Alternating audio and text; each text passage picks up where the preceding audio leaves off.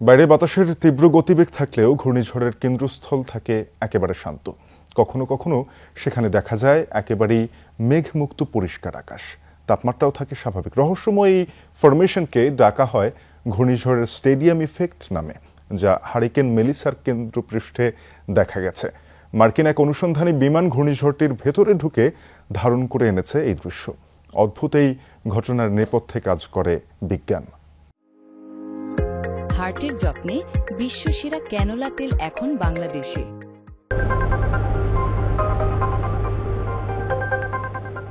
চলতি বছরের সবচেয়ে শক্তিশালী ঝড় মেলিসার ভেতরের দৃশ্য এটি।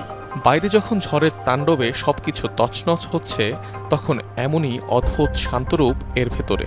মার্কিন সামরিক বাহিনীর বিশেষ বিমান থেকে ধারণ করা হয় এই দৃশ্য।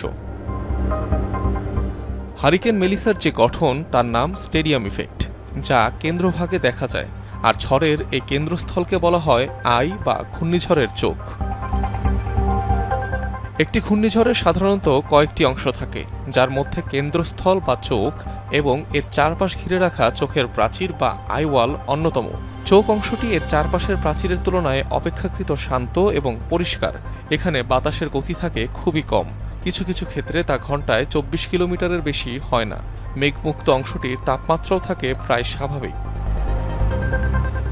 অন্যদিকে একটি ঘূর্ণিঝড়ের সবচেয়ে ভয়ঙ্কর অংশ চোখের চারপাশে থাকা প্রাচীর বা আইওয়াল।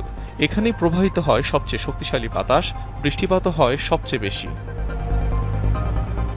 রহস্যময় এই ঘটনার পেছনে রয়েছে বিজ্ঞানের চমক। সাধারণত ঘূর্ণিঝড় সৃষ্টির সময় কেন্দ্রে বায়ুচাপ থাকে সবচেয়ে কম।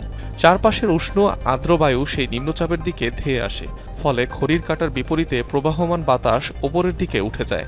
এক পর্যায়ে উপর থেকে ঠান্ডা হয়ে নেমে আসা বায়ু কেন্দ্রস্থলের বাতাসের গতি কমিয়ে দেয়, আর তাই সেখানে প্রায় কোনো বাতাস বা বৃষ্টি থাকে না।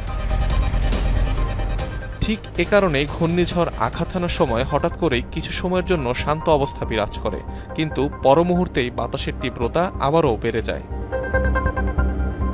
অনিক রহমান, যমুনা নিউজ।